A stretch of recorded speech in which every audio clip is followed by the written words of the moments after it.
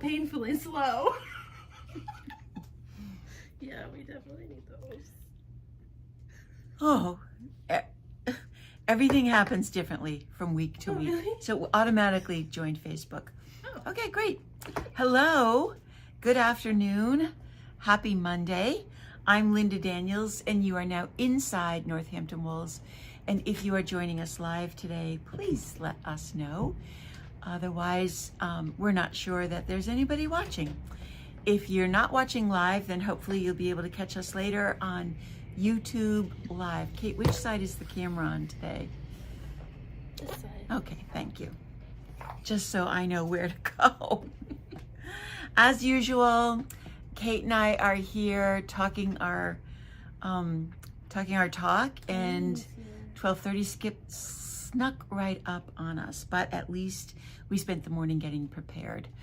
So I am finally at that point where I can relax a little bit. All my busy work is over. I judged at the 3-county fair. Oops, I shouldn't do that.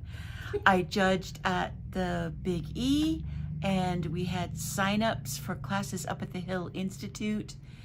And I think I just have 1 or 2 more meetings this week, and then I feel like I can settle into my regular fall routine. And I sure hope that you guys are willing and able to join us while we do that. But I'll talk about that in a little bit later on.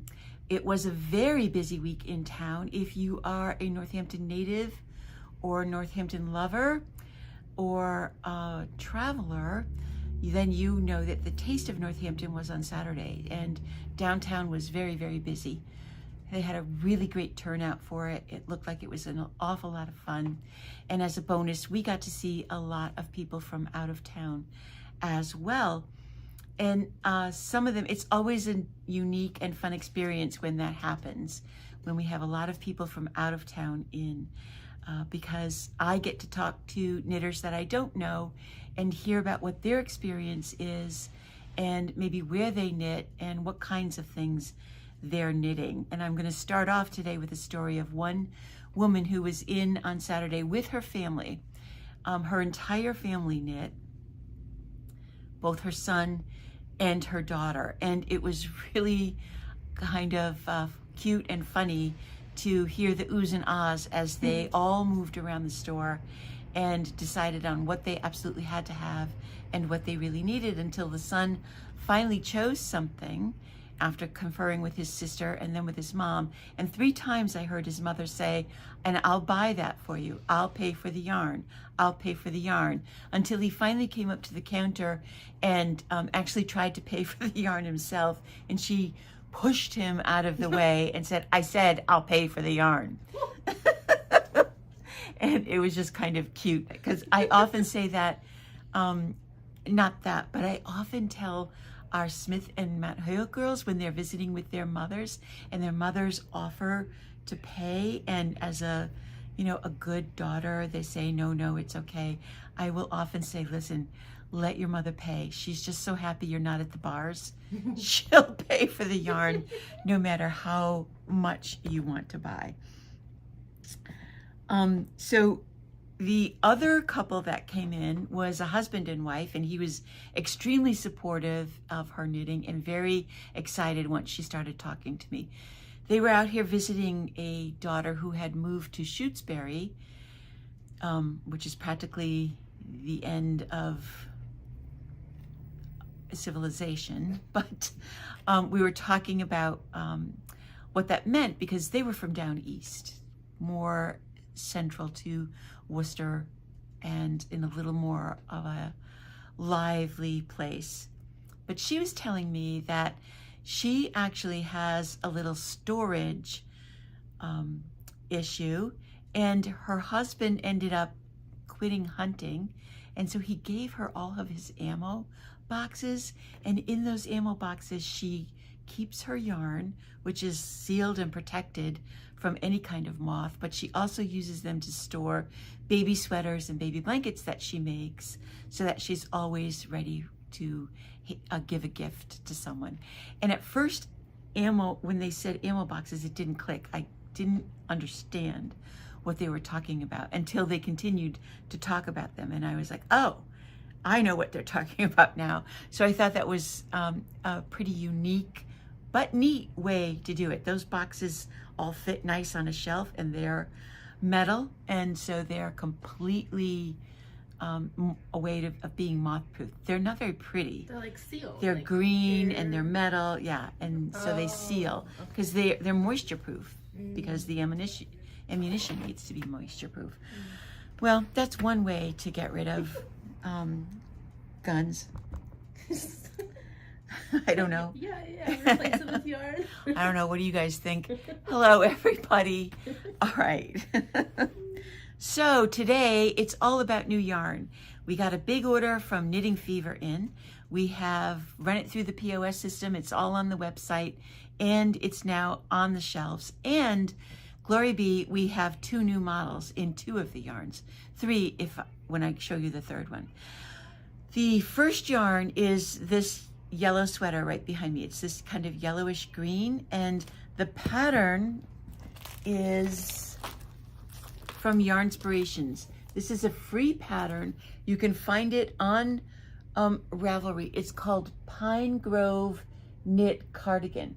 If you go to the Yarnspirations website directly and type in the name, it will show up. Otherwise, it was a little bit of a hard find. But I love, let's see this way, I love the texture at the bottom, which I don't think you can see, or at least I can't see quite clearly. It's just a simple knit purl pattern that makes these diamond kind of shapes right in here. Can you see that? With a little bit of seed stitch coming up. So it almost looks like a growing leaf from the bottom of the ribbing. So this sweater we knit with the LRA Alpaca Chunky, which comes in all of these glorious fall colors. We've got 15 colors in here. It is a very drapey yarn. Boing. That's the clue. When you can hold that skein up and it stays there, then you have a really crisp yarn, but when it falls over when you're holding it, that means it's going to be very drapey. This yarn is really, really soft. It is merino, no, it's not merino, it's alpaca, but it's getting smaller for me to see what the percentage is. It's 30% alpaca and 70% acrylic, which is a high acrylic for us. We don't normally go with yarns that are that high, but when I saw this yarn, I just thought it really takes the color well. A lot of acrylics have a shine to them, and this does not. It has a really flat kind of look, but a glorious, glorious feel and hand to it. So it's a chunky weight. It was knit on a size 10 needle, so it's a very, very fast knit, but the colors are really, really beautiful. I think it's around $18 for a skein, so it's not that much, and it took 7 skeins to make this, which I would call a large.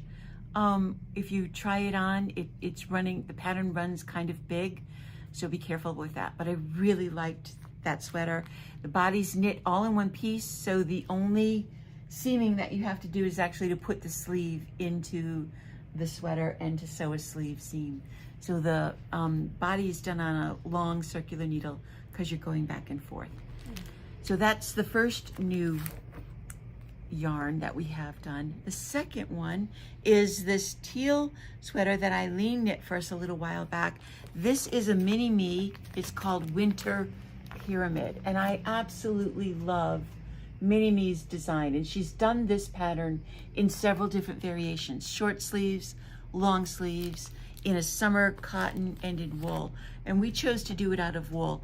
The neckline is very deep, so it's you would probably want some coverage underneath it, but it's so darn cute. And that's done with this LRA Cashmerino Chunky. Now, those of you that have been knitting for a while are familiar with the Debbie Bliss Cashmerino yarns. This is the new substitute for that. This is a 55% merino and 12% cashmere and 33% acrylic. These are machine washable yarns, and again, this is a chunky weight. This is the color that we used for that sweater, and these are 2, 4, 6. We got 8 colors, oops, in this yarn. So you can use it for any chunky or bulky weight pattern that you have. It has a wonderful feel. Eileen is commenting about it. It has a beautiful ribbing on it that I will use again. And she's talking about this section down here. That is a really, really pretty ribbing. Thank you, Kate. So there's a little bit of a seed or garter in between the knit stitches. It does have a really, really pretty look to it. And then this is a slip stitch to give some front definition, gives you that straight line right up the middle. So it's a fun sweater to knit as well. Most of her stuff is done in the round. Am I correct, Eileen, that it was a circular, maybe even top-down sweater? I didn't look that closely at the pattern.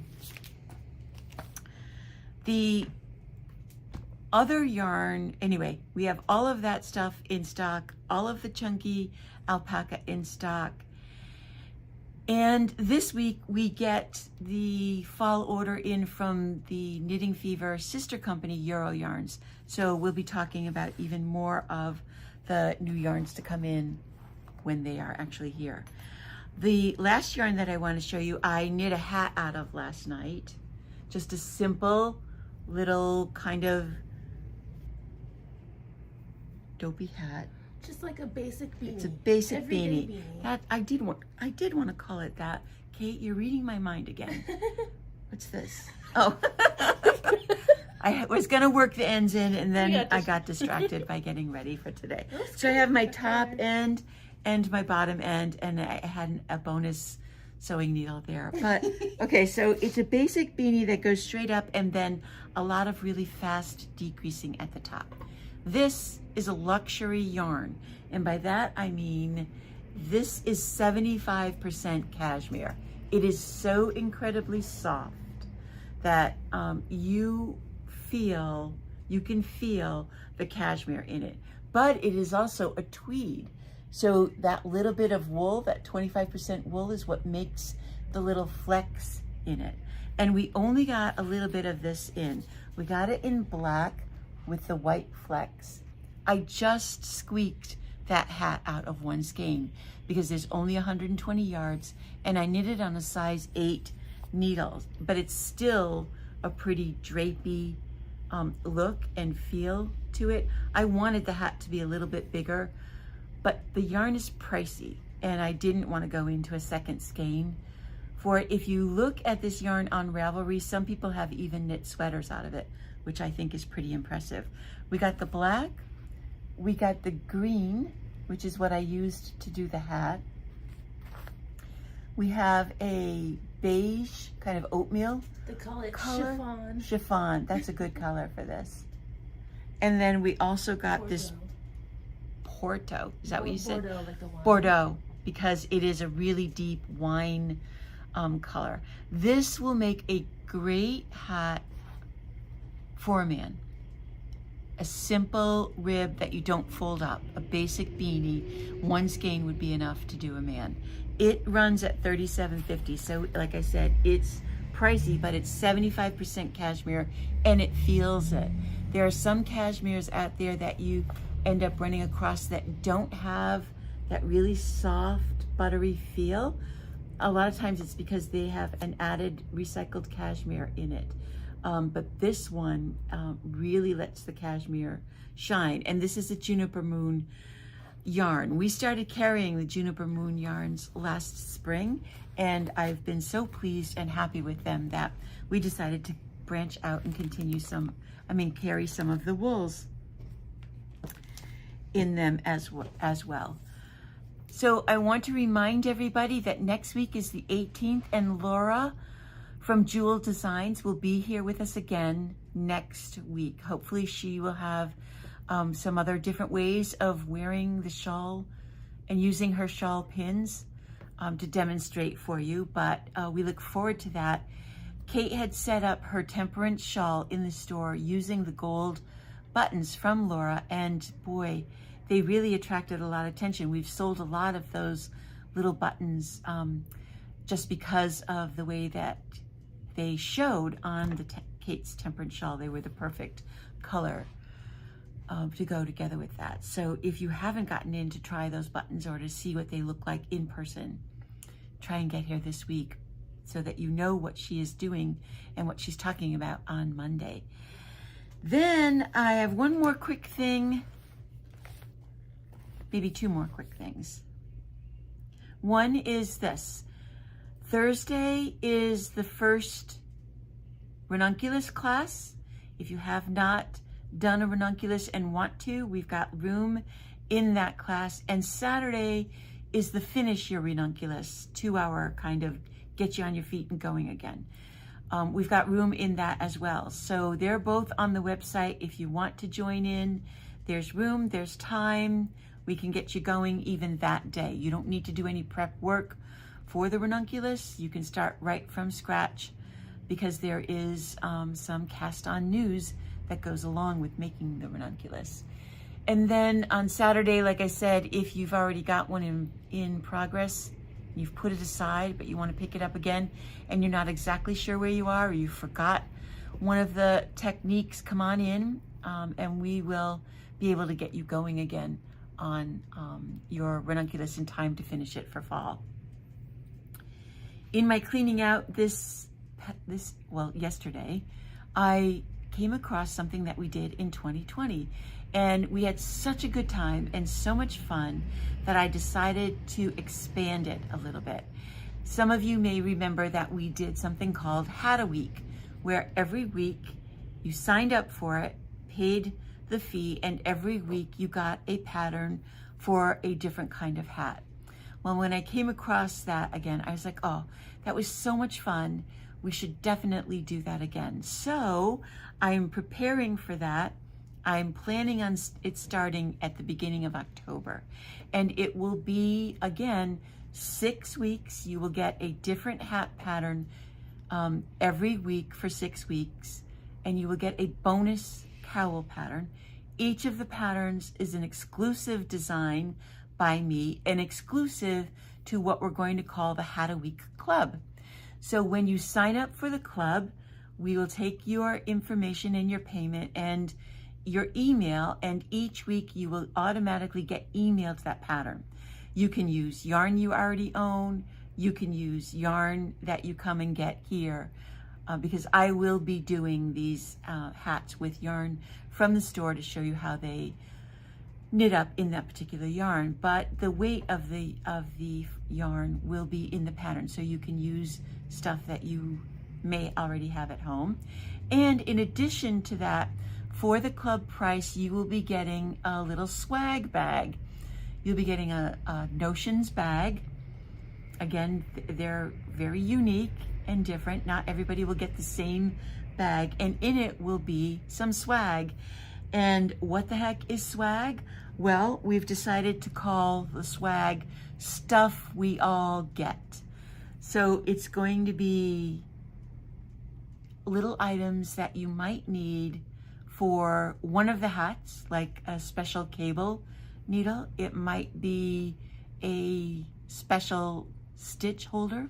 I've got a bunch of little stuff like that that is going to be just for the people that sign up for this Hat a Week Club. And the number of people that we can take is basically limitless because it's not a class. You don't have to show up for anything. It's not a Zoom thing. You're just going to automatically get it. There will be a picture on the pattern each week of the particular hat and any notes that I think you might need to know in addition to that. So it's going to be a really, really fun way to maybe even get some gifts done in time for Christmas. That's what we had a few people do the last time we did the Hat a Week. People made the hats and then gave them away as Christmas gifts. So look for that. Hi, Brenda. I am busy working on that kind of stuff. We kind of just all put it together yesterday, and I will start working on those hats. In the meantime, I do have a lot of work. I just got hired by Plymouth Yarn to design 2 different Guernseys to celebrate their diamond anniversary with Galway. Galway was one of the very first yarns that Plymouth Yarn released out into the world, and they're going to celebrate their diamond anniversary with a big Galway super bonanza. And I'm also doing a design for them with their Hardy Homestead tweed. So I'll share that design process with you as I go through it over the next few weeks. So things are really happening here.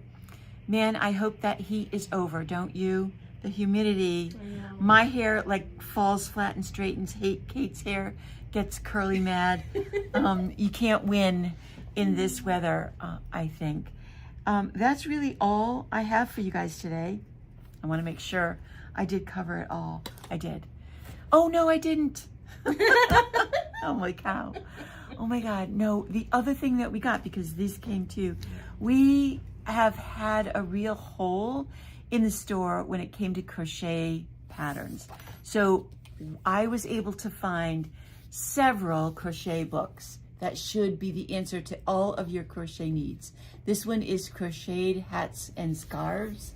So there's lots of different styles and weights of yarn used in this. One is modern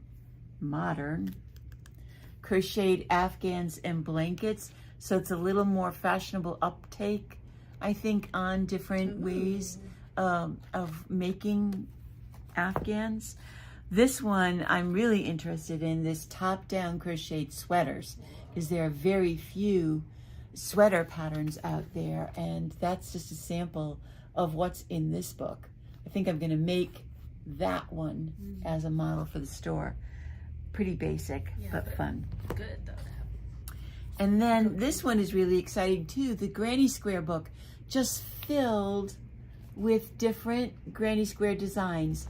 And what I really like is that it is both written out and charted. Charts are really becoming more and more popular in crochet designs. And it's something that if you are an avid crocheter, you really should begin to know or try to understand just what they mean and how they're done. So this has 100 different types of Granny Square patterns in it. So that's pretty comprehensive and a lot of fun. And then the last one is this One Skein Wonders. This is an oldie but a goodie, because everything in here can be done with one skein of specific types of yarn. So it's not just any one skein that you have. It does have to meet the yardage requirements, but it's got some great basic patterns or some really fun gift type of patterns that you can use. And then the other new book that we got is written specifically for the chunkies, the chunky superwash that I showed you today, and the alpaca chunky that I showed you today as well. And it is a collection of small items from hats to scarves to cowls. So some fun inspirational books, which means that you can all go knit something. Bye.